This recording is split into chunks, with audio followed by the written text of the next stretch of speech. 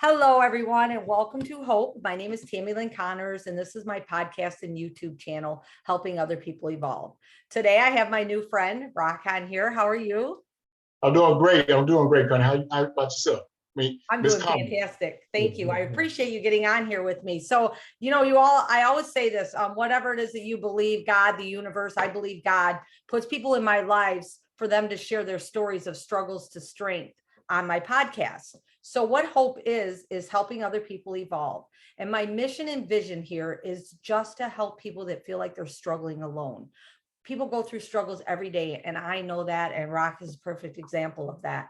But what some people do is they sit at home and they feel like they're the only person struggling. And what I do with Hope is I interview people that have unfortunately been through struggles, but fortunately have gotten to a strength and are living a different life now, in hopes that you'll get up that day and walk outside and know that you're able to get through your struggles. So I came across Rock on TikTok, which has a great community of recovery on here. It's amazing, isn't it? Yes, it's awesome. I'm very thankful. I think I'm very thankful for platforms like TikTok, right? It makes Yes. it easier for us to relay our message of hope, like you said, and also what I put out there is just to work to be an example that we do recover, right? Yes. We just don't recover from like drugs and alcohol. We also recover from toxic relationships, depression, cancer, AIDS, different type of things, right? Um, and I appreciate you, Tammy, for bringing me on, giving me opportunity to speak about my experience, my strength, and hope, for sure. Awesome. So what I usually do is I don't really know your story. I know you said that you started, at a young age. So you live in Chicago. Have you always lived in Chicago? Yeah, I grew up in Chicago from an early age. I moved around a little bit. I was like, Papa was a Rolling Stone type thing. You know what I mean? And it's mainly because of my jobs, and uh, I believe a lot of it was I didn't want to be around my family Hmm. because I was in my madness, and I was like the Tasmanian devil from an early age, right? Um, I would just share a little bit of my experience and show Yes. from when we first started the progression of the disease in my life, right? Okay. At the age of 9, my family used to tell me that I used to steal like blunt or reefer ducks out the ashtrays. You know what I mean? Okay. Yeah. And I have to believe them because they wouldn't tell me the lies, right? But I Right. remember when I was getting older, I got was around some friends and we started smoking marijuana and we started drinking a lot. That's around the age of 15. And right around that age, I believe I didn't feel like I belonged, right? Hmm. I think a lot of teenagers or young people, we go through that. We was ostracized because we didn't have certain things. For me, you see how dark I am, right? So Right. back in the day, it was like you had Prince, you had Elder Barge, you had Michael Jackson, you had all these pretty boys out, right? So I got Right. talked about a lot, and the girls didn't like me. So I found myself, now that I look at retrospect, I use drugs and alcohol to escape, right? Hmm. And Yeah. that became a habit for me, and then I became an addict and an alcoholic because I crossed that line, right? We Hmm. know all about the crossing the line and getting to a point in life where we're dependent on the drugs and alcohol, right? And even though I had older brothers and sisters in my life that were alcoholic and drug addicts, I never thought it would happen to me. I didn't Hmm. know how can I say how dangerous it was. Hmm. Um, I had a couple of situations in my life where I lived in areas where it was acceptable, right? Hmm. Yeah. Majority of people around, either they sold drugs or they was on drugs. So it was like it was part of the environment. So I became a product of my environment, Hmm. and I learned those habits from an early age. So it was like it was learned behavior, but I did cross that line once I got older, and mainly I work now to stay sober to be an example for others, right? Hmm. And I'm gonna go along a little bit on further on in my story. Uh, when I turned like 17, Hmm. Can I stop right there real quick though? sure, yeah, Just real quick. I want to back up a little bit to something you said that I talk about a lot.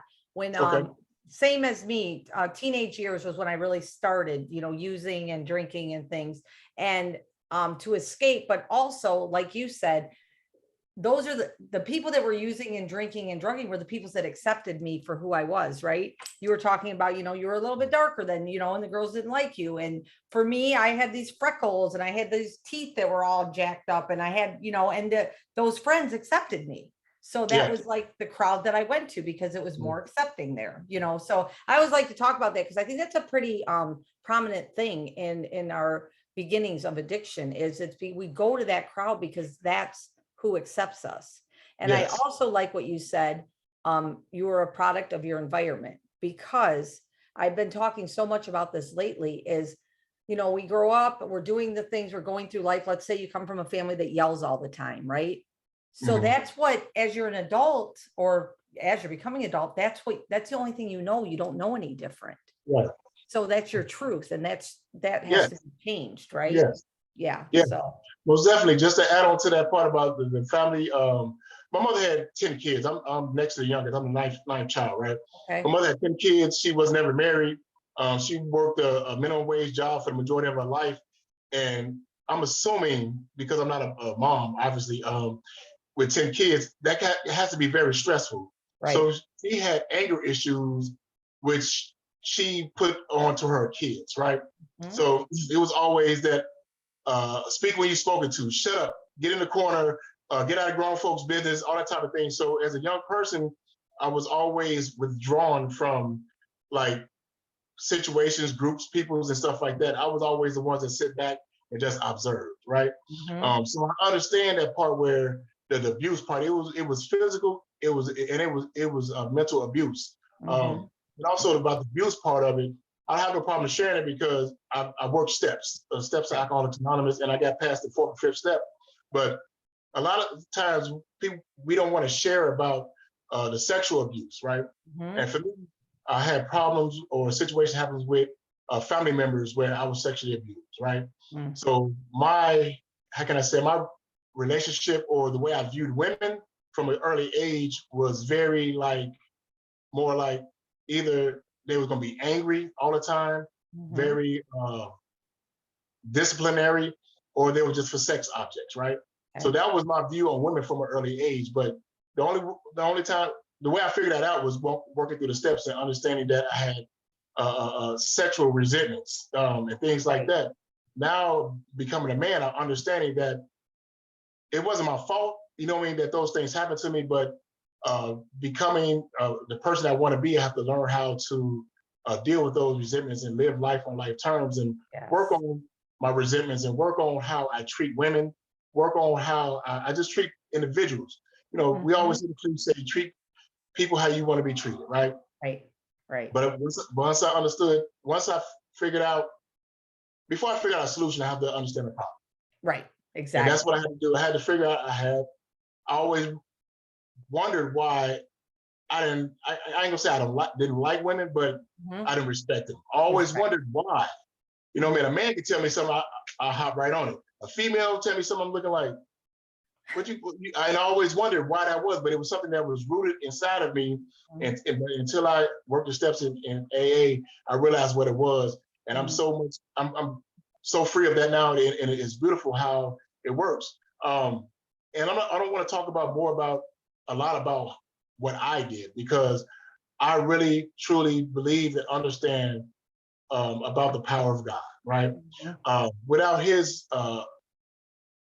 mercy and His grace to restore me from a hopeless state of mind and body, I wouldn't be on this podcast speaking to you right now. He preserved me and also restoring things in my life. And I get a chance to become the human being or the man that I always dreamed of being, right? Right now, just in a few months, I become, I'd say within the last couple of years, I become from homeless and now I'm like the #1 recovery coach on TikTok. Nice. Now that's amazing, right? You know what I mean? And from that, I want to grow into, just like you're doing, I want to do like podcasts, I want to do one-on-one calls. I want to be able to reach out to people and show them that recovery is possible. And also reach out to like the family members that are suffering. Yes. That's one of the things that people don't really talk about too much. We always talk about the suffering alcoholic addict, the person that's suffering through depression, going through cancer remission, or other things, but they don't talk about the loved ones that's walking that road with them. You know Right. what I mean? Right. And that's I really want to focus on that part. My story may be a little bit harsher than a lot of other people that I may speak to, which that's a good thing for me because Right. my test becomes a testimony, Right. right? So if I tell somebody my story, like, oh, my stuff wasn't as bad as his, Right. maybe I can do it too, you know. And Yeah. I get that a lot. So Yeah. that's why I'm understanding now that my purpose is to help people understand it's not about what you went through, it's Mm. about what you're going towards. You know what I mean? And we have to continue to do that. You know what I mean? Yes. Um, Yes. you got any more questions for me? I see that. I see your Nope. brain. Nope. We can go right back to being 17 years old now. Okay, 17 years old. I grew up in a family, like I said, my mother was, she raised 10 kids. She had a minimum wage job as like a nurse's assistant or something like that. So it's like, we really didn't have any money. Mhm. We was poor. We never starved. I didn't know how poor I was because we always ate, right? But at the age of 17, I got into, how can I say, the street corner activity with the Yeah. gang and the older women and stuff like that. Because I think by that time, it's funny. Remember I was talking about Elder Barge, Prince, Michael Jackson, how it was when Jordan hit the scene, Wesley Snipes, Denzel Washington hit the big screen. Dark skin was in, baby. You know what I mean? And so now it's like I was accepted more. Mm. Yeah. And now I got introduced into selling drugs by an Okay. older female, and the money came. I was able to buy me some nice gym shoes, the Mhm. nice jackets, and the nice clothes. So now I can slide in with the popular group, right? So Mhm. that was my introduction into hard drugs. Because before then, I was smoking a little weed, I was drinking, but now I'm selling crack cocaine, right? Okay. Okay. And right, this is where my life went like downhill, down spiral. Tell you a quick story. I ran out of weed one day, right? I still remember like it was yesterday. And we lived in the projects, and I went out looking for some of the guys to buy some weed, to cop some marijuana. I couldn't find nobody, but I had this bag of cocaine on Mhm. that I was selling, and remember thinking about all these girls that used to come down to the they call it the cop house or where we used to sell drugs out of, and Mhm. they was used to lace their cigarettes. I don't want to get into the drug log, but used to lace their cigarettes with the dope and stuff like that. Right. And it was okay looking. So in my mind, I was thinking they're not like crackheads like I know of. They're not smoking out Right. of a pipe, you know. And I didn't know how the same that was, but I Mhm. found out. So long Mhm. story short is I imitated what they did because I wanted to Okay. get high. Right. I laced me a cigarette. I remember going in the bathroom, standing on the toilet, and blowing the smoke through the vent. And I Right. remember that was like the best feeling ever, right? Mm. That's the time, that's when I knew I crossed the line. I didn't know it then. When I look back in retrospect, I remember that's the time that I crossed that line, right? There Mm. was no coming back from me from that point. Um, 17, selling drugs, smoking crack, not able to keep enough money in my pocket, things of that sort. Right. Now, me and my younger brother, one day we went on a caper, right, to try to find somebody with some money. We tried to carjack this guy, Okay. right? It went south. It ended up getting caught. I went to jail at October. I just turned 18. Okay. So I Okay. spent a year in jail, and then I spent another year in a penitentiary from the age of 18 to 20. I usually don't stutter. I'm stuttering. But I spent 2 years in the penitentiary. I got out. I went to school for culinary arts. I actually have my associate's degree in chef training restaurant Okay. management. Don't give me no applause just yet, because the whole time that I was going to school, I still was drinking, drugging, using Okay. cocaine, all that type of stuff, and I barely passed. But I was always good at that craft. But for me to become great, the drug would not let me, because I wouldn't show up to school on time. You know what I mean? I wouldn't show up. I wouldn't go to school. Things that I wouldn't go to work. You know, things of that sort. So it's like drugs in my life always stopped me from like living my dreams. I always had these dreams in my head, these aspirations, these desires, but I didn't have time for it. I could never let that pesky job get in the way of me smoking crack, right? Like, never could let this pesky relationship with my girlfriend get in the way of me smoking weed with the fellas. You know, all these things was going on at an early age. Now I'm creating a habit and lifestyle for myself, which I'm thinking is the normal one. Right. Right. Right. It becomes Yeah. a normal lifestyle for me, right? Right. So, and I'm not the only one. There's people that was around me that was doing the same thing, but they can get up and go to work, right? I didn't see the differences, right? I just seen that, oh shit, we get high together, we get drunk together. On a Monday, I'm calling off. Right. I'm not knowing they going to work. Now I'm going years and years of doing this stuff. And from 17 to my 20s, got into relationships. Some good women I was in relationships with, but my drug usage was not part of the plan for them. And I lost a lot of those, right? Yeah. In and out of jails. I got into recovery probably in my late 20s, I believe. And I went to like the Salvation Army in Chicago, right? And I stayed sober for like 4 or 5 months. They got me an apartment, I got a job. And then I end up, long story short, selling a refrigerator out the back of the building. You know what I mean? And I don't want to go to jail. So I remember calling my nephew up. He had a job where he was on the road going door to door selling magazines, right? Selling like door to door sales. So I skipped town, got on the road. Then I did that for like 8 years going door to door, right? So I sampled drugs from 22 different states. Wow. For like 8 years, right?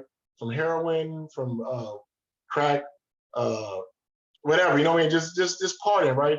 Just making money, and I was good. Once again, I was good at what I did. Anything I put my mind to, I know that I prosper at it, right? But I never get to that point where I jump out that box and just be super successful because I had this demon on my back, which I thought I can control, right? I thought I can manage it, right? I didn't understand the unmanageability part of it, right? And that's the crazy thing about it. I tried for years to try to manage my life and use drugs and alcohol, right? And I continued to do that.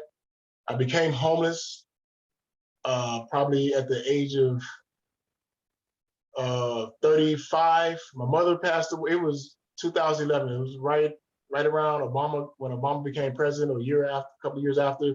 My mother passed away. I lost my job, and I just said the famous national anthem for alcoholics and addicts, F it. I became homeless, started using methamphetamines,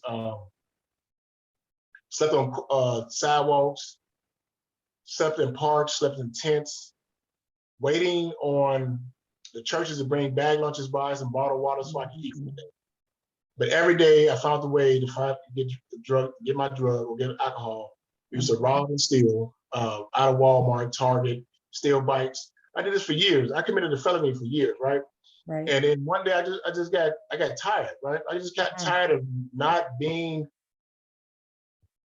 who I wanted to be, right? And I'm not gonna say it's all my doing, because God put something on me one morning when I woke up. This is spiritual experiences. I'm gonna talk about God and the spiritual connection with God, because it's very important for me. Because if it wasn't for Him, like open my eyes or something, after 8 years, I remember opening up a tent that I was sleeping in, and looking out, and for the first time in all those years, it was like the scales lifted off my eyes. It's like I seen it clear as day.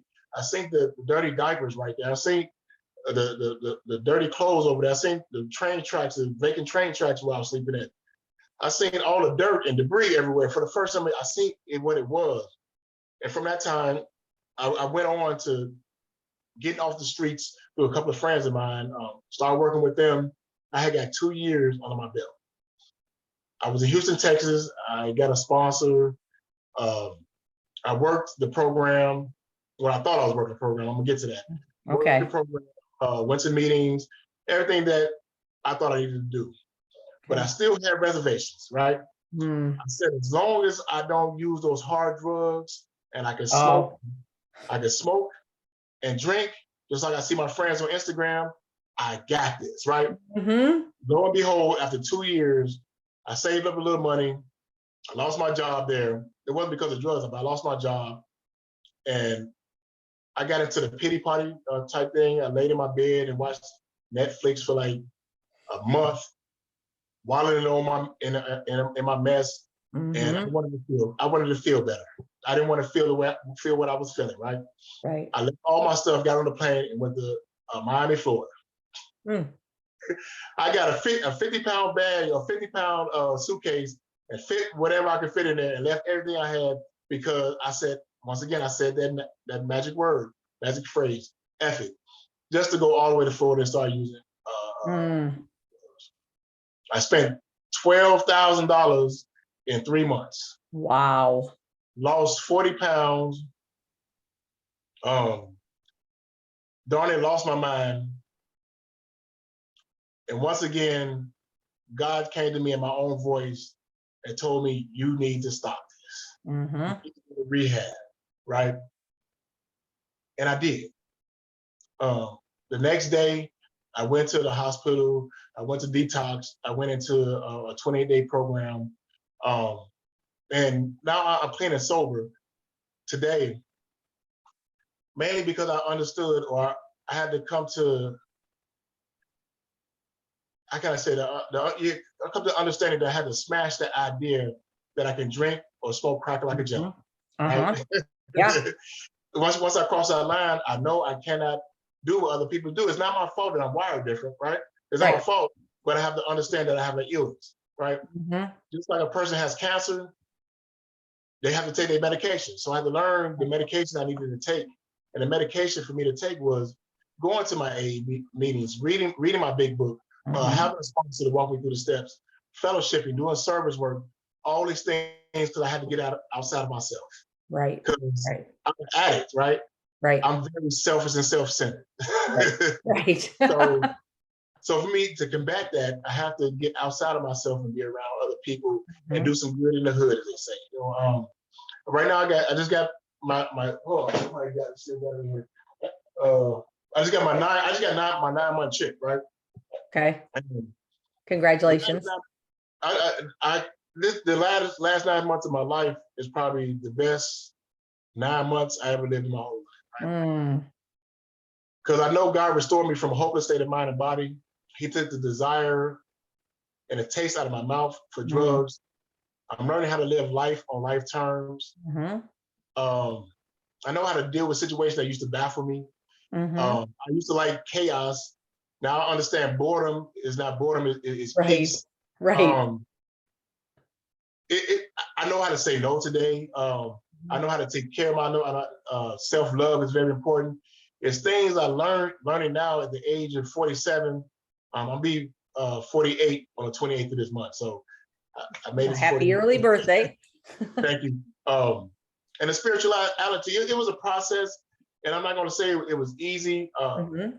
Relapse is not part of recovery or part of AA, but it's part of my story, right? Mm-hmm. And I really believe I had to go through all that for me to finally smash that idea that I can drink and drug like other people, right? I had to. And the first step, it says we admitted that we was powerless over alcohol and that life has become manageable, right? And the powerless part, I thought I had power, right? I thought I could stop anytime I wanted to. Mm-hmm. I thought I had the power to do that, right? But once I understood that I didn't have the power to do that, it got easier, right? Mm-hmm. I didn't have the power, but I had to experiment first. Right. Right. Yeah. I don't want to give up my power, right? No. And the manage part, I thought I could manage my life, right? Mm-hmm. And use drugs and alcohol. I had to realize what not managing my own life was. And not managing my own life basically meant when I didn't show up for work when I wanted to. Right. Right. When the family invited me over for Christmas and Thanksgiving, I said I'm gonna come and I didn't show up. Mm-hmm. That's the unmanageability part. Mm-hmm. Today, I go to every family meeting, every barbecue, every holiday, everything like that. I bring gifts, I cook food and things like that. And the promises of recovery is so great that they say, thank you, Unc, for bringing this, but this not. And one time I came, I said, oh, I forgot to bring something. He said, you cool, Unc? You cool, brother? All we really want is you. Mm. Right? You know what I mean? Mm, And that made me understand what I've been stealing from them for years, right? yeah. I've been stealing myself from them for years, and I'm working on that. I passed the 7 and 8 step, which I'm working on the ninth, where I had to understand the harms that I did to people, right? Hmm. And that's some of the Yeah. harms I stole. I may not have stole money from them at a certain point, but I did steal their peace. Yeah. And when I'm stealing their peace, I did harm towards them. So Hmm. now how I correct that is not stealing their peace. When my Hmm. sister, my nieces and nephews go to sleep at night, one thing they ain't worried about is their uncle or their brother out there in the street, if he dead, in jail, Right. or in a situation where it's not comfortable. That's one thing they ain't got to worry about. You know what I mean? Yeah. And it feels good to do things like that. I still be amazed when I think about my life today, right? Hmm. I have my sister, my nephew, and my niece. They call me and ask me for advice. That That's still so, amazes me. that's A so crackhead like awesome. me, they call me for relationship advice. Mhm. How should I deal with this, Unc? What you think about this, Unc? What you think? And I'm like, wow. And that's what I've been stealing from them. I've been Mhm. stealing the pillar of our family, right? Mhm. And that's amazing to me how God just, when we work to get our lives together, how God would just restore things, right? Yes. He would slide you right back in place without you even knowing it. Hmm. Without me even knowing it, I didn't even realize how important I was Yes. until those type of things happened when I was relied on, depended on, and counted on. And when Mm. I showed up, people smile. When they see me pop up, hey, I'm like, wow, that didn't used Right. to happen. When I showed up, Yeah. people be like, do I owe him some money or what are he gonna do now? Right. It is just the total opposite. And I love my life today. And I want to talk about step two in Alcoholics Anonymous. It said that I came to believe in the power greater than myself. Hmm. Hmm. Always believe in something. I believed in God. I just didn't believe in his power, right? Hmm. I believed in certain things. I believed that the dope man was going to be there Right. when I get there, Right. right? Right. I believe that the substance is going to get me high or drunk. I believe in Hmm. those things. But I had to come to believe that a power greater than myself can restore me to sanity, right? I had to come Hmm. to believe. And the only reason why I came, because I just said instantly happening, I had to come to, Hmm. right? I had to come to believe. And how I came to believe is basically for, I don't say for everyone, but for me, I had to reach my rock bottom, Hmm. laying on my back, looking up. And the only thing that I believed could help me through that situation was God. Hmm. Because no human power could help me. No No. human power. Well, nobody around. Did nobody care? There wasn't nobody there to give me $10 so I could feel better. Well, nobody there. Did nobody care? You know, I OD'd, and the girl that I was with, she left me there to die. Mm. Yeah. And a Yeah. stranger I didn't even know kicked me and said, "Hey, bro, get up. You okay? Get your cell phone. You all right? You got a busted lip. You know what I'm saying? You probably can still see it. I got a busted lip right here. I got a scratch on my nose right here. You know, from hitting some fentanyl and hitting my head against the wall and falling down and busting my lip on a thing. You know what I mean? And I woke up, got myself together for a couple of days, and I still went back out there because Mhm. it's the disease, right? Right. It's called the allergy, right? I'm talking about the allergy, the phenomenon of craving, right? Hmm. Once I put the alcohol and drug in my system, I know today from experimenting,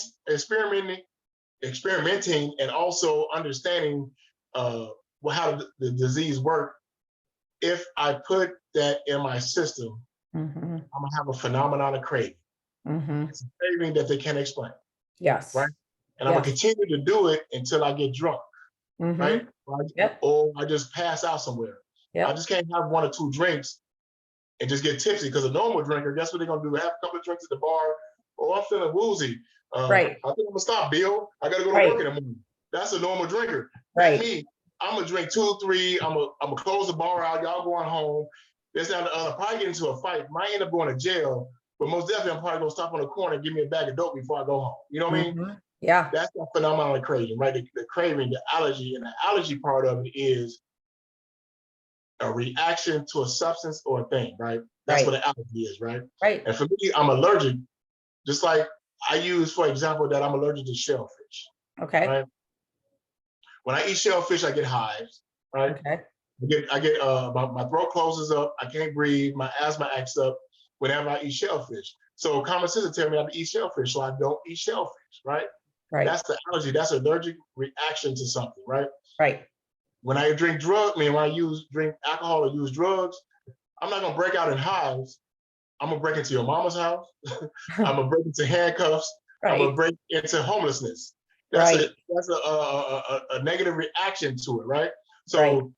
once I keep that on the forefront of my brain and my reality and continue to speak to people and help other people and share my experience, strength, and hope, I'll never forget it because my brain will tell me that I'm not that bad, right? Right.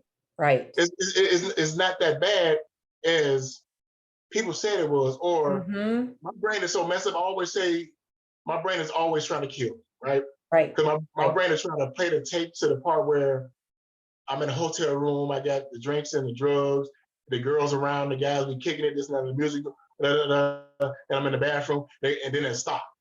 Mm. I Mm. have to keep on playing the tape through, Yeah. right? Yeah. Right after the music is playing, everybody having a good time. What happens after that? The music Right. goes off. The girl leaves with your dope and your money. The guys, they take the girls with them and go somewhere else. Mm-hmm. You're in the bathroom by yourself, probably throwing up in the toilet or passed out somewhere. And now you got to pay the hotel bill and you ain't got the money for it. And they kicking you out and you ain't got no place to go. And then you Mm. all alone. I got to pay the tape all the way through, right? Right. Right. Because my brain will tell me that you can take one drink, right? Mm-hmm. They Yeah. tell me. Yeah.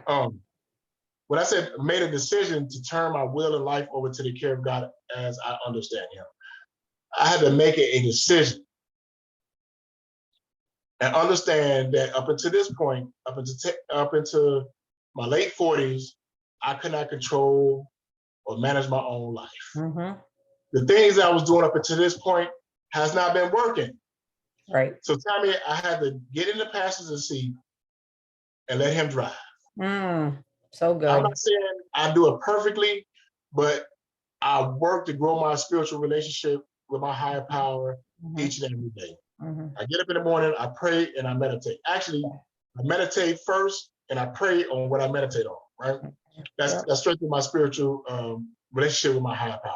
Mm-hmm. I go to meetings, I call my sponsor, one of my sponsor brothers every day so I can hear the voice of recovery. Yep. I work the steps and I have to do what I need to do just for today. You know Yes. what I mean? You have, how many years you say you have? A little over 18. 18 years, that seemed like a long time, which Right. it is, right? Right. Congratulations on your 18 Thank years. you. Thank you. But if I think I got to stay sober for 18 years, Right. Right. I'm going to have a panic attack. Oh my God, 18 years? Right. So what I do is I break it down into 24 hours. Right. I can do that. Yes. I can do it Yes. 24 hours. Yes. One day at a time. And Lord willing, God willing, I make it to 18 years, 20 years, 25 years. You know what I mean? We never know, but at the same Right. time, I got to keep on striving. I got to keep on going. I got to keep on being an example that recovery is possible. Mm. And we also got to show that hope. You know, we have to have Right. hope. You know, that's a great thing about today. I may not have the job, or I ain't gonna say job, because I'm working, not work for nobody no more. I'm really trying to get out of working for somebody else's dream. I'm working to do things my own. I see that you're doing the same thing, right? Right. I don't have the things I don't have the Bugatti that I want, right? I don't have the $1 million house that I want, right? I don't have the woman of my dreams yet, right? I don't have all these things, but I have something that's worth more than that, right? Mm. When I go to sleep at night, I go to sleep with some peace, Yes. right? Yes. And I wake up with some hope. Yes. Huh? Yeah. You It's so good. Oh yeah. I never thought I would ever have peace because my whole life up until just recently was full of calamity, trials and tribulations, and I had got prone to just maneuvering through that. Mm-hmm. Yeah. My unnormal life had become a normal one. Mm-hmm. Now I'm learning how to just be still. Yeah. Huh? Yeah. I ain't gotta go find something to Right. make me happy or get excited about. it took me a minute. When in the beginning, when I was like not having all these calamities in my life, I thought I was bored. I'm like, oh, I ain't nothing happening. I'm by myself. I'm lonely. And somebody told me, dude, that's peace. Right. I said, oh, that's what that is. Yeah. Once I figured out what it was, now I enjoy it because Yes. I never understood it because I never had it. I started using drugs at the age of 9. Right. Started using crack at 17. Though I started doing heroin and meth and other drugs when I was in my 30s. You know what I mean? So I never really, I don't remember. Right. I never had tangible evidence of what peace was. Right. And at that time too, you probably, even if it was a moment that you were by yourself or whatever, that wasn't peaceful for you. That was like, what is going on? This is not normal. Right. Yeah. Because I'm maybe by myself, but I'm thinking about other stuff. Right. Right. Right. Now I can sit back and just like, I don't really be thinking about nothing. Like, right. I ain't gonna say I don't think about nothing, but because our brain just works, it thinks, right? But the worst thing I be having is like, dang, I got to go to work early tomorrow, or I hope I make it early for this meeting, or what am I eat for dinner? Right. Right. These are the stressors of my life today. Right. Not how am I going to get my next drug? How am I going to stay away from the cops? Where am I going to sleep tonight? All of those things.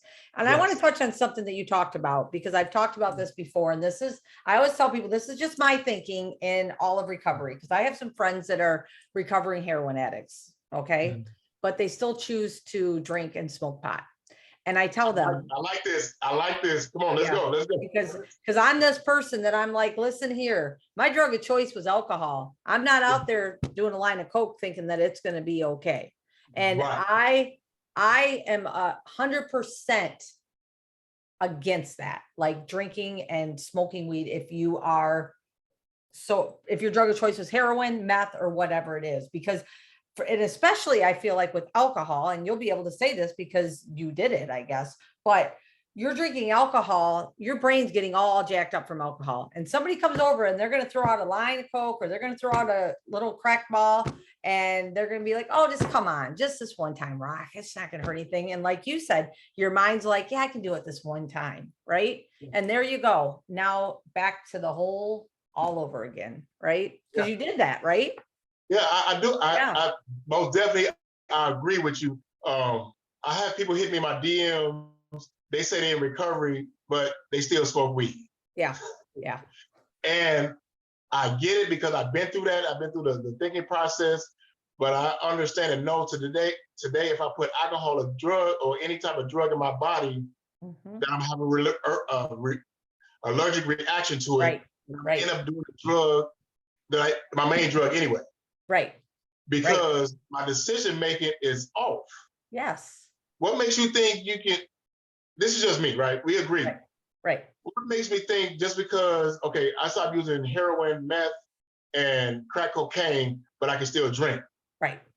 You can't even drive a vehicle drunk. Right. They say your decision making is slurred, and slowed down, and obscured, and all this type of stuff. So what makes you think you can make better decisions or the right decision when you're drinking, right? Yes. Like you said, I can just have one. You know what I mean? My brain will tell me that all the time. Right. I started off using. That's how I relapsed. I promise you, that's how I relapsed. I did touch on it a little bit. When I was in recovery, I started doing CBD. Okay. My brain told me, you ain't doing drugs no more, but you still need something to relax because your brain be bouncing around you. So I started doing CBD, right? I did that for a minute. Then that wasn't hidden. You know what I mean? It wasn't hidden right? So I started doing Delta 8. And Delta 8 is based, you know what Delta 8 is? Yeah. But tell it. Delta 8 is basically something, they have Delta 8 and Delta 9. It's a level of THC, right? Okay. If you go to a smoke shop and buy Delta 8, which has a certain level of THC in it. Delta 9 is illegal. Okay. So it's just a level of THC, right? So I went from the CBD to the Delta 8 cigarette pens, and then went from that, because that wasn't hidden after a while. Then I went to just smoking weed. right? Now that wasn't hitting right. Then I went to my drug of choice, and it happened fast. It happened like in 3 months. Right. I went from buying CBD from a smoke shop to a few months later, sitting on a crate in somebody's basement with a piece of metal in my mouth, lighting it on fire. Yeah. Because I didn't concede to my innermost self that I was a drug addict and an alcoholic, right? Yes. I conceded. I had one hand up in the air saying I'm alcoholic, but I had one hand behind my back with my fingers crossed, right? Right. And Right. the fingers crossed is still having the reservation that I can still smoke crack like a gentleman, right? Yeah. And because of that, it got me to where I'm at now. I'm very, like I said, relapse is not part of recovery, but for me, it's part of my story. And I believe I'm gonna use that to help people understand that you don't have to relapse. You don't have to go back and experiment. You don't have to put your lab coat back on because Rock did it for you already. Right. Yeah. Thank you for doing that for people. I did not do that. I have not, I was blessed that I have not relapsed. And but I know in my head how quick it would go because I've seen it so many times. And I've had people ask me, oh, you've been sober for 17 years now. Do you think you could have a glass of wine? I don't know if I could have a glass of wine. Probably not. I'd have to have the whole bottle or go give me the box, right? The box wine, because I've never been one to have one. It was never one, even cigarettes. It was never one. It was a pack and a half, 2 packs. So, and I'm at such a peace in my life that there's no way I would ever even think about chancing that, even though I know that I would never do it because I would be back to where I was. I watched my uncle who was sober. Well, I'll say he was sober off alcohol and regular drugs for about 12 years, but he still smoked pot the whole time. And when he started drinking again, he was the same exact person he was 12 years before. It was that quick. Like you saw the change in him. Like I was like, one day I was like, what happened? And somebody's like, oh, he started drinking again. And I was like, man, he's right back where he was 12 years ago. And he passed away at the young age of like 58. And I'm like, no, I got too much life to live. I'd never, but I appreciate you sharing that with us because I think, and I love what you said, like, you don't have to go relapse. I can tell you the whole story, what's going to happen, right? I can paint the whole picture for you.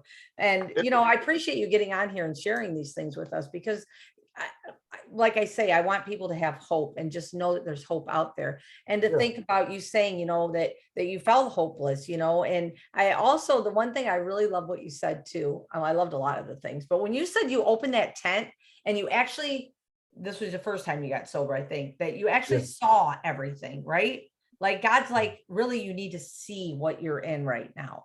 And I think when I decided to quit, I got fired from my job. I was a single mom. My son was 14 years old. He was sitting in the other room. And my dad died at 13 years old from alcoholism. He drowned in our bathtub and my mom and I found him. Your dad? My dad, yeah, at 34. Yeah. So, and when you were talking about like, you weren't going to be that alcoholic either, right? Your family was, but you weren't in your head, right? That's the way I was. I wrote a poem that said, I'm not going to be an alcoholic. How could he do that to us? And all of that. And then there I was one day doing shots of Listerine in my bathroom just to get me to the store to get my vodka, And so when the day that I quit, it was a whole spiritual awakening for me too, because I was looking out my window of our farmhouse. I had no money. I had no job. And here's my kid in here. And I weighed 85 pounds. My cheeks were sunk in. My eyes were yellow, pancreatitis. I was going to die. And all I could think about at that moment is when I found my dad, and all I could think about is my son finding me like that. And God just opened my eyes, and I got on the floor and I screamed and I cried and I prayed, like, you've got to help me with this. I don't know what to do. And that was the day that my life changed. But when you were talking about opening that tent, I thought about it and I thought, man, that day that I got fired, that opened my eyes to a whole different thing, and I can remember sitting and looking and knowing that I had to change something or my son wasn't going to have a mom, Wow. That's amazing. God bless you. Thank you. He does. I always commend, you said you mainly was a alcohol. I know other drugs, alcohol is a drug, right? Right. I commend recovering alcoholics that just recover off alcohol because I can stay away from the dope man, right? I can stay away from the corners, But as soon as you turn on the TV, bing, you see a Budweiser, right? Yep. In the bottle with the drip coming down, the sweat coming off of it. You go to the liquor store, you see, you go to the grocery store, you go to the bar, you go to the restaurant, you see alcohol. And for you to stay strong as you have been without relapsing, I know God helped you with that, but it's still, you had to put some work in, right? I understand. Oh, yeah. Oh, there was a lot of work. Yeah. I commend you for the years that you have and staying alive to be able to help other people. Yes. It's commendable and it's admirable that you actually you're doing this, because many don't. I just had a sponsee brother. He was an alcoholic of the worst kind. You know, and after having a year and a half clean and sober, he decided to go back out. And it was like, wow, like, and he got some stories, and it's sometimes success, you may have to experience this, but you obviously you passed the acid test, right? Sometimes God can bless us too fast. Right. Right. Oh, yeah. Right? Yeah. He can bless us too fast, because once we stop drinking and drugging, we start focusing on the things and the dreams and aspirations that we didn't have time to do it, and things start moving. Because I tell people all the time, a recovering alcoholic and addict is a dangerous person. He will fly past you like you standing still, because we got that in us. We got this hustle. We have this drive. This I don't know. It's this go-gettedness that we have inside of us that will get us to a point. Almost, how can I say this? Almost restores. Like, I put it like this. I lost a lot of years drinking a drug, right? Right. I can actually see myself, God put these pictures in my head, catching up to where I need to be in a few years. Yeah. It's crazy. It's crazy how people work their whole life, and I believe I'm going to pass them. I know it for a fact, because I have people mentor me and stuff like that, and I know God is going to bless my my work. I know He's going to bless my hands. I know He wants me to prosper so I can be an example. I know all these things, right? And I was saying about the blessing us too fast part. He just got his apartment. He moved out to Salvation Army. He got his apartment. He had 2 good jobs. He got a promotion on one and a raise on the other one. His relationship with his girl and his kids was better. He on Facebook posting pictures with, all these, and I'm assuming he thought he can have one drink. You know what I mean? And I pray for him every day. He's a good dude. We don't push away the suffering. We don't talk bad about him and that stuff. We just continue to be an example, and just show them that we still here. You know what I mean? They're not bad people, and it's crazy how his personality changed too as well. The big book talk about Dr. Jekyll and Mr. Hyde. You spoke about it. About we said your uncle. My uncle, your uncle, the Dr. Jekyll and Mr. Hyde. Oh, it talks about how the kindest, nicest, most giving person. And once we put that alcohol or drug, we turn to Mr. Hyde or Dr. Jekyll, whichever one was the evil one. It just turned. His whole personality turned, and it was heartbreaking to see that. But at the same time, it showed me what is still out there. Yes. It's still out there. I know it's kind of harsh to say, but I think about this all the time.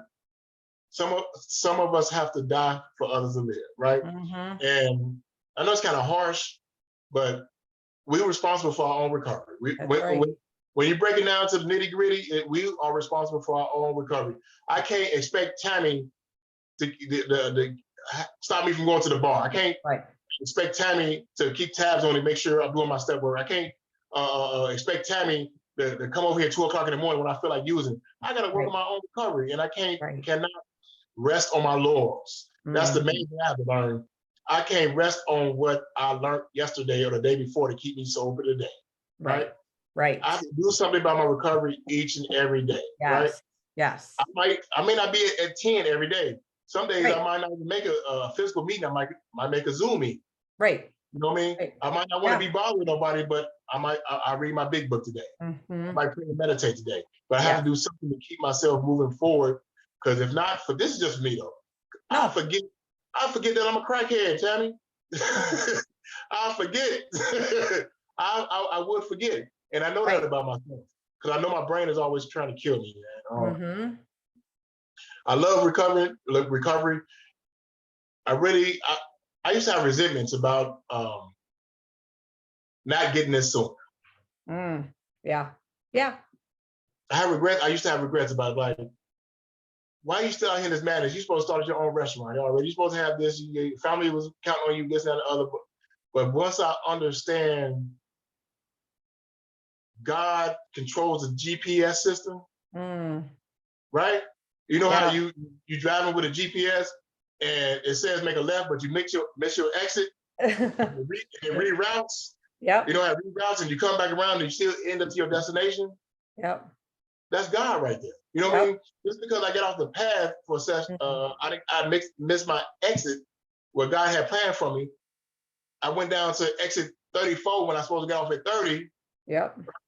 But it's still, his GPS still rerouted. And I still ended up to my destination, right? Yeah.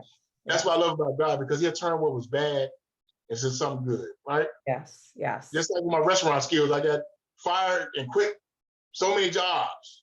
But now it works in my good because I know different types of cuisines. You know, I had to realize that's what God does, right? Right. Right. It's crazy how it worked, right? I had to relapse, right? I had to use drugs for all them years to get it. Yeah. For me, I had to get it. You got it the first time. That's very rare. I don't know how rare you think you know that is, but that's rare, right? Yeah. I always believe these people don't know what they're talking about. I can still try to fit this drinking in my life some type of way, right? It just happens. Most of us don't go through that. Once again, I want to commend you for staying on your path and on recovery. I just want to stress once again how important understanding that I need a God of my own understanding. Yes. I'm not a Bible thumper and I'm a big book thumper, but my relationship with my higher power is much stronger today. When things happen in my life, I know it was God, right? And keeps me thankful and grateful that I got another day to get this thing right. Oh, yeah. Because it was people last night that they was gonna get married today. They had this job promotion today. They was gonna get in their new car today. They was gonna do all these they had great plans for the day, and they didn't wake up. Right? So true. Any day I woke up today, any day I wake up, everything after that, Tammy, it's a bonus, right? Yes. Yes. You have to remember that for sure. Thank you. Yeah. Yeah. And I like what you said too, because I always talk about, we still walk out our door when you were talking about like the liquor stores, and because people say that to me, right? And I'm like, I drive by, I walk into a store, there's liquor, right? So it's a choice that I'm making every day, right? That's my choice.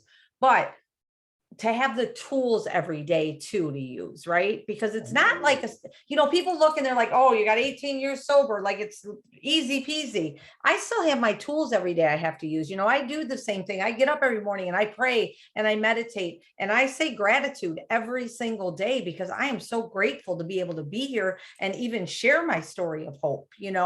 And so sometimes I think people think, oh yeah, they're sober and they're living this life and they're here, but they don't realize that it's work still, right? We gotta take our medication.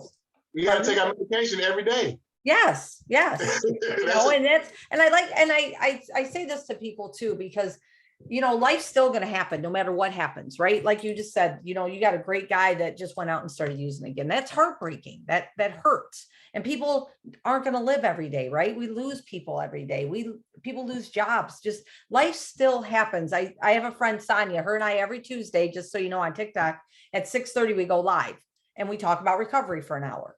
So it's been really cool. We've been doing it about 5 weeks, but I always say, Rocky, you don't walk out the door. I don't walk out the door. And all of a sudden there's this big bubble around us. Nothing's going to come at us, right? That's what people think. They're like, oh yeah, you just walk outside and everything's great. No, life still happens. I talk a little bit about this, not to feel sorry for me at all, but in 2020, of course, 2020 was horrible for everybody. I said, we lost Kobe and Gianna. It started the whole world off horrible.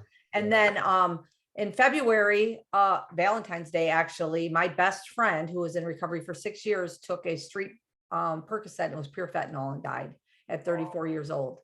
And then in April 3rd. Sorry for your loss. Sorry. Thank you. Thank you. Yeah. April 3rd of 2020, one of my really good friends that lived in Arizona, her husband decided to shoot her 15 times in her car and killed her. And then in August of 2020, my mom passed away.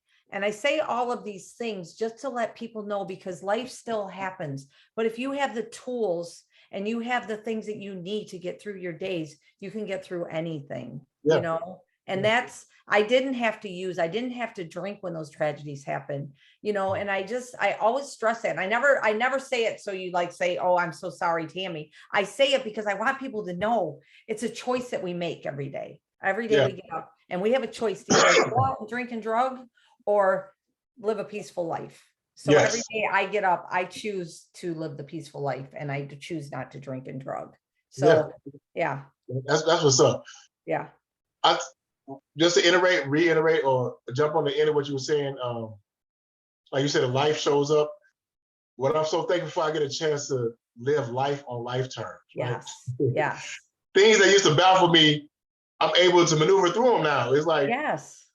I know you noticed the early part of your sobriety, even now, we get the acid test, right?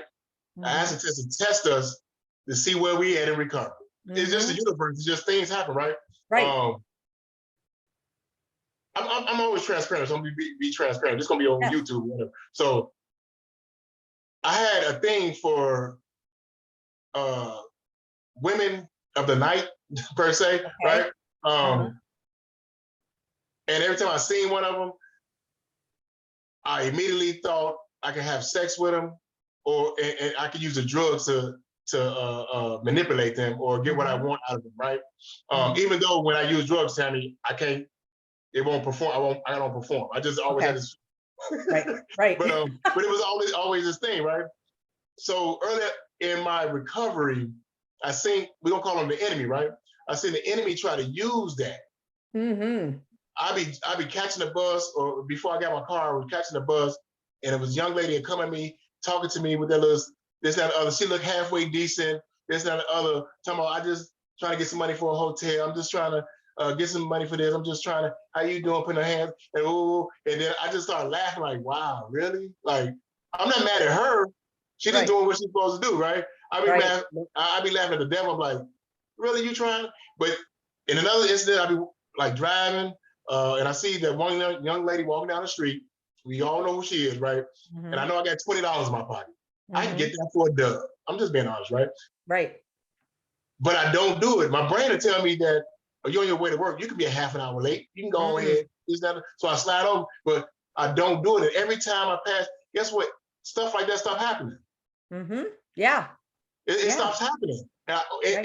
Or I stop looking at situations like that, or women like that, or certain individuals like that. And now the enemy, he sees he can't get me that way. So now I gotta keep my bifocals on, my spidey senses going, waiting for the next avenue for him to try to come in, right? Because there's different levels to this thing. The reason why I said it, because at 18 years that you have, I know you went through those processes where the doors is cracked open for certain things to happen, and you didn't walk through that door. You're like, oh, I know what that's gonna do. You almost got me there. You know what I mean? And you keep on going. And it gets easier when you start passing those acid tests. Yes. You know what I mean? And my friend, he didn't pass that acid test. No. He got an empty apartment, not being no type of how can I say it? He didn't have to answer to nobody, because he was in Salvation Army, so he couldn't come in drunk, all that type of thing. He didn't have no accountability, so he had an empty apartment with a girlfriend or friends that drank. You know what I mean? Yeah. And he didn't pass that acid test, right? And that was a test. You know, we all have them, but I'm noticing that it gets easier. It gets easier. And I love that. I'm like, I pat myself on the back. I thank God first of all, and I pat myself on the back. I'm like, dude, you all right? What? You didn't bust a U-turn to go back and get that? Good job, boy. You know what I mean? Because you have to do that, do that for yourself. Because for a long time, I believe, because I was addicted to drugs and alcohol, and I was in my madness, I was doing dumb stuff, I was a bad person. I thought I was convinced that I was a bad person, but once I realized I had a disease and I had an illness, and all I had to do is just take my medicine, now I believe I'm the coolest person I know. Yeah, there you go. Awesome. I love that. That's awesome. You know what I I mean? think you're a really cool person, just so you know. And I haven't even known you Appreciate very you. long. I So appreciate you. yeah, no, I It's- appreciate it's- you. yeah, I love it. I love this type of thing. I like to talk to people all the time. And I just appreciate you basically being persistent about getting me on here. Yeah. Because I let life like pull me certain. I got a habit of doing that. Somebody want me to do this here. We got a meeting to go over here. I let people pull me a lot, and Yeah. sometimes I just gotta like say no. I'm working on learning the power of no. You know what I mean? I'm really working on that, right? Yeah. So I appreciate you. You know what I'm saying? Being persistent and being inviting to bring me on here because hopefully my story, my experience, strength and hope, just like yours, can reach an ear and make or have a person realize that they're not alone. They're not by themselves. That recovery is possible. That God can come and will change their whole attitude or whole vision of life if we let Him. Yes. I gotta stop trying to drive my Corvette. You know what I mean? And let Him drive. I gotta stop. And actually, I love it because it's easier. Yes. You know the great thing I'm learning that because I'm always just I have to do something. I gotta go do this. I gotta make this person do that. I gotta do this. I always try to put my hands and stuff now, which is a great thing. I learned that I don't have to. Sometimes I gotta do that. He said, "Be still." Yeah. And that's the easy. I ain't gotta do nothing. Just let you do your thing. Okay, all right.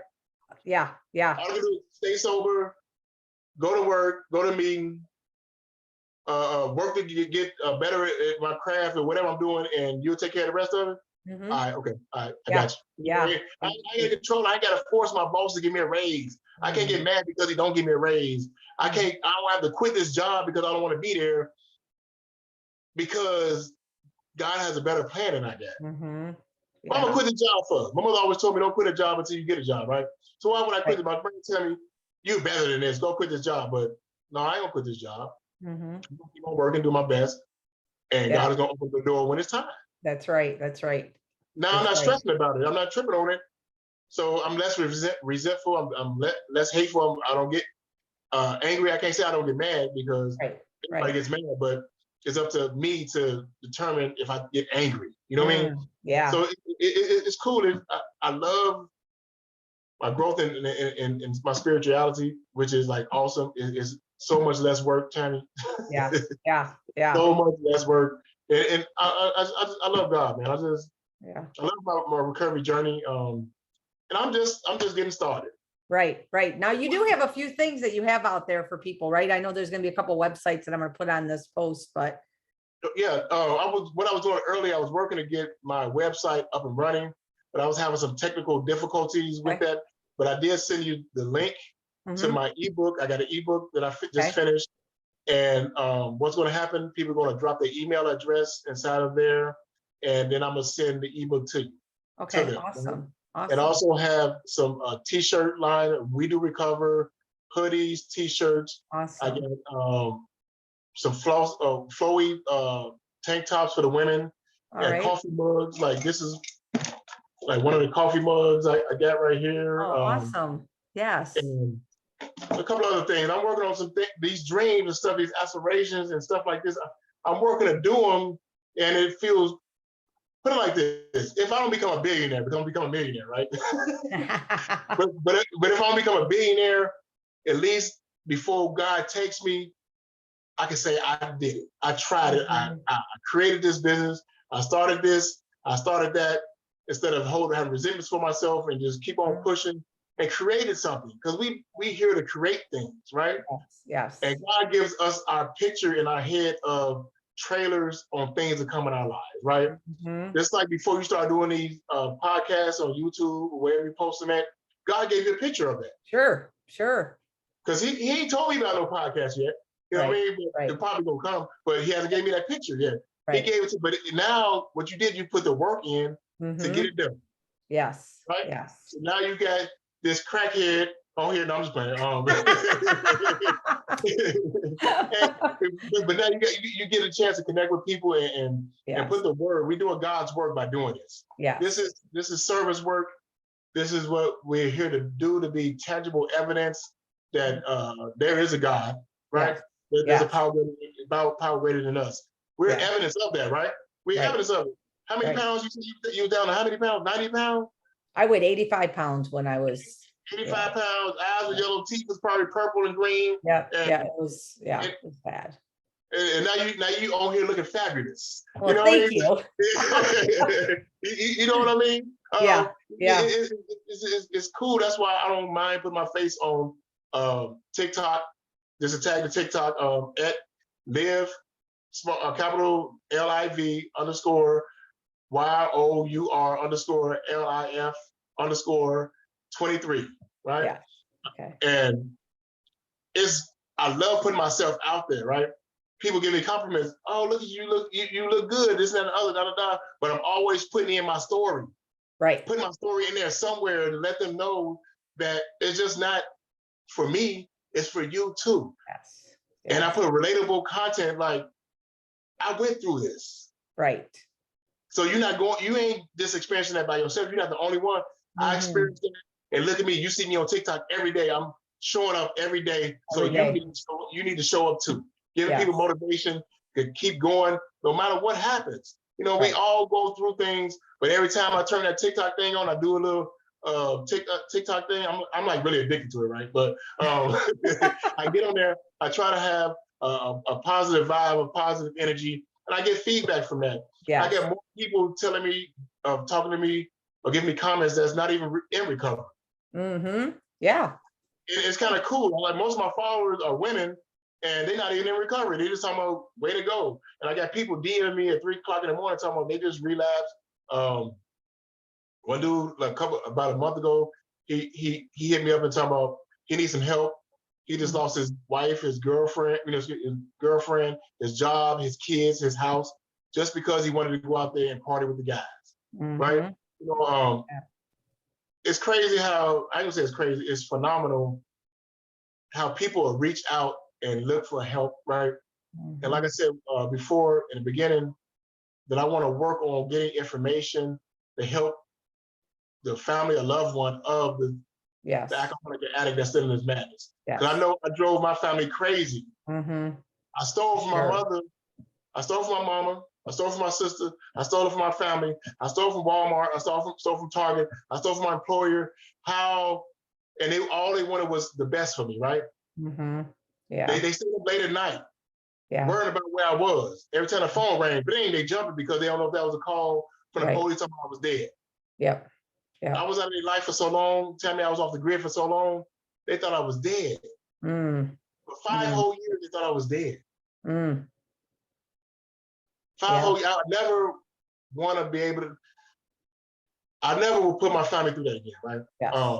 One thing I'm fearful of, I'm not going to say fearful of, but one thing I don't want to happen in my life, I don't want to die from an overdose. I don't want to die a dope fiend. I don't want to die an alcoholic. I want to die on you know what I mean? I don't want to be, if I walk out here, Lord, Lord gonna keep us, but if I walk out here today and get hit by a bus and just passed out, I'd be cool with that. Right. I didn't die in my drug addiction. Yes. My biggest fear, I don't want people to remember me as that, because I have more to give to life than just a memory of me taking from this earth. I want to be able to give and not just be selfish and self-centered. I want to be selfless and less self-centered. I keep on talking. I'm a talker sometimes, but so I'm trying to talk. You tell me you have people on here for an hour and a half. I'll be on for 3 hours talking to you. Because I love this stuff. Because I remember when I first had the notion that I could recover, there was an example for me. That's why I like working to become an example. There was a guy that had a story worse than mine. I was homeless for 8 years, eating out of garbage cans, this, that, and other, taking showers in Starbucks bathrooms, all this. But he had one worse than mine. He went through the same thing I went through. But when he came into recovery, he was barefoot. His feet were swollen so big, it took him 2 months to get shoes on his feet. He hair big. I'm talking about, he showed pictures of himself, right? Right. when I met him, he had 20 years of recovery. And this was at the Salvation Army in Houston, Texas, the ARC. His name is Bear. And he was head of the whole ARC. Wow. Huh? He came in as the lowest form of society. Yep. Now he's running the men's unit. Yeah. Huh? Yep. Showing up every day, speaking his truth. So that's what it dawned on me. Maybe he did it. His story worse than mine. Right. I can do it too. So that's why I so much push being recurring out loud. Because if I just walk around and I talk about what I've been through, what happened, and where I'm at now, nobody would know. Nobody know. Because if I'm walking down the street and you pass me, Tammy, in the street, and you just looked at me, you would never know my story. Right. You never know it. Right. That one guy that's struggling with alcohol and drugs or whatever like that, and I walked past him, and I didn't stop to talk to him or say anything to him. Or if I didn't have my We Do Recovery t-shirt on, and somebody asked me what you're recovering from, if these things, if you would never know. And I would never, ever be able to speak or plant a seed. Sometimes we don't get it the first time, but at least I can plant a seed, though. Yes. I can plant a seed. So when somebody gets this video, they might not just recover right off the bat. Right. But maybe it'll plant a seed. Yes. Yeah. And then it'll grow out there. Because I have to hear all these phrases one day at a time. It works if you're working. All these Keep cliches. it simple, stupid. That one. You know, I have to hear these things over and over again. And each time I heard them, they got more profound. I got more understanding from it. Yes. Now I completely get it. Yes. You know what I mean? I done read the steps so many times, but now they resonate better. They come alive to me.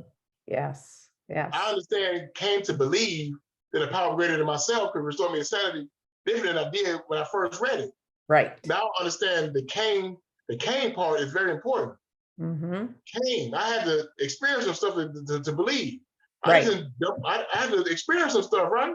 Yes. So now it comes, when words come to life and I get a chance to transmit that to other people, I'm very thankful. I'm gonna try to slow down and shut up and just maybe let you ask a question or something like that. And I don't want to go too long, but no, I appreciate you. I appreciate you coming on here. And so now, I want to, as you talked a little bit about, with the families and things, I would love to do another podcast with you on that. So we're going to have to chat about that because that's very important too. So most definitely, I'm working on an ebook. You got my links and stuff. I know you're gonna put it on YouTube. Get the word out. But what I'm gonna do is I'm working on an ebook for the family and loved ones. I'll be done with that. I don't know when. I'm working on it. So that'll be the next phase of that, because I realized something through social media, which where we're at. It dawned on me. There's not a lot of. I wouldn't be on YouTube. I wouldn't be on TikTok if I was smoking crack. Right. I wouldn't be on TikTok. I would not be on Instagram. I wouldn't be on it. But the friends and family members are. Yes. Right. For sure. You know what I mean? And one alcoholic or addict affects so many people. One person can be affecting 20 different people. Yes. 30 different people. 40 different people. So I know I believe there's a high percentage of people that have a loved one that's suffering. So that's what I'm working, and I'm praying that I can get the right message out there to help the friends and family members deal with that person. Because a lot of times they have a misunderstanding of what the illness really is, or even if it is an illness. People just think it's a moral issue, right? That they just want to drink and drug because they want to, right?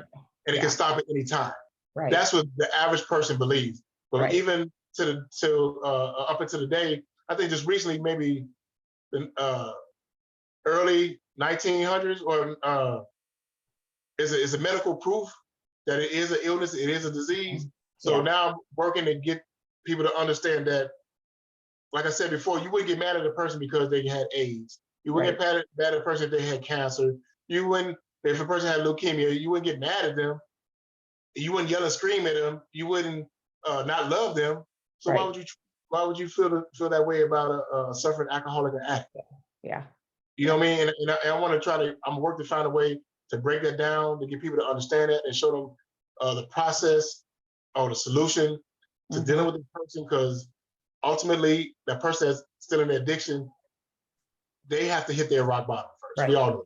Yeah, We exactly. can't make nobody get into recovery, and they can't make nobody stop you. We can't do that. How much we love, all we gotta do is continue to pray That's right.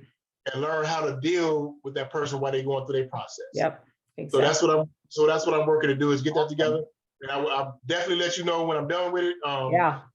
We can chat about it and have another Zoom meeting about it. I look forward to it. I appreciate you, I having me on. appreciate you. This was an awesome experience. And everybody, follow the whole process. Everybody stay tuned, because Yeah. I know that God is going to grow what you're doing into some amazing prosperity, so you can reach more people, because it's doing God's work. It's doing good. It's helping not just your family, it's helping the neighborhood, the community. It's going to help the world. I believe He's going to elevate you to heights that you can't even see yet. You know what I mean? You think you I don't know what you can envision, but I believe that God proceeds or go past what we can believe. Because we infinite or small creatures, we're not even capable. Right. Yeah. Of envisioning. You know what I mean? When you first start getting into recovery and this, that, and the other. See, I told you I keep on talking, right? When you first got recovery, you never thought you'd have a podcast 18 years later? Oh, no. Oh, no. Not at all. No. You didn't know I don't know what other thing you got going on. You didn't know you were going to be making YouTube videos. You didn't know how you would be helping people in recovery. You didn't know that you'd be doing it on this, not even doing it on this scale. You didn't know you would be doing it at all. Right. Right. Just 9 months ago, I just got back into recovery. Like I said, once again, just to show how God will work. As long as you're working, get into His, how can I say it? If you're working to give to the world, right, to help God's people, He will open up avenues for you. Yes. Just within the last 9 months, I've grown my TikTok from 800 followers up into 5,000 plus followers, and I'm the #1 recovery coach on TikTok. I don't have no degrees. I don't have no certificates in counseling. I don't have none of this stuff. People reach out to me, but I have experience in life experiences, right? Yes. Yes. You can have all the degrees in the world, but if you haven't experienced situations, you can't really, you can quote some out of a book, but you can't really tell me how this thing really goes, right? You can't really, you tell me people feel that, and it's awesome to be able to use, because at first I was intimidated because I wanted to be like some type of motivational speaker or something. I don't know what God, He has me doing things. It's crazy how I picture Him, but I looked at other people on social media, how they got these degrees, they working as recovery coaches in facilities, and they got this and that, they bachelors and stuff like that. I was intimidated. I see the pictures of videos of people, yes, they talk clinical terms and all this type of stuff. I was intimidated. Right. And God was like, go forward. Yes. And within a couple of months, I shot right past him. So when you put a recovery coach on TikTok, my little icon pops up. And these people have been on there for years. Right. Right. And I'm not saying that to toot my own horn at all. I'm doing this to just remind the audience and to remind myself that God will put you in positions where you help people, as long as you're doing it for the good, right? Yeah, exactly. He will prosper your life. He will give you understanding of what or why we went through those things in our lives. Because when I was going through my madness, I could not even fathom why I was going through it. I had accepted that I was a dope fiend. I accepted I was going to die in my madness. I seen people die in their madness around me. And I said, God made doctors, lawyers, postmen. He made all something, and He made drug addicts too. So maybe this is my life. Time I gave up. Right. I said, I'm going to die. I totally could see this in my innermost self that I was going to die like that. And I was cool with it. I was at peace with it. That's when I believe God intervened. It was like, oh no, you done went too far now. Right. Okay, you went through this for a reason. Yeah, I'm gonna let you bump your head a couple of times, But Mhm. now I gotta open your eyes and bring, come on back. You're over there playing too much. Come on back, right? Right. But the reason I'm saying all this is just to wrap it up is that we got to keep going, right? We can Mhm. never give up on our hopes and dreams and our desires, right? Because God will give us the desires of our hearts, right? But the only way we can receive Him if we're, I won't say clean, but we have to be connected. And how can I be connected if I'm out there doing part of the calamities of the world, right? Right. If I'm out there doing drugs and alcohol and I'm not making the right decisions, right? If Right. I'm not working on myself because I have defects of character that I got to work on, I got to work on my self-centeredness, my selfishness. I got to work on my lust issues. I got to work on my procrastination. I got to work on my anger. I got to work on all these things. And as I'm working on them and relying on God to help me with these things, that my spiritual connection grows, right? Mhm. And as Yes. long as you're growing with God, He gonna open up doors for you faster than you think, right? That's why I Yes. would say I just love it. I just love the process that I'm going through. I'm loving the process. I'm excited for the future. Let's go. Let's get it. You know what I Yep. mean? Yep. We're coming. Yep. You know, we got to have hope. Let's get it. Thank you, All Tammy. right. Thank you so much, Rock, for getting on here with me. I want to thank everybody for listening to Hope, and you all have an amazing day. Thank you so much. God bless.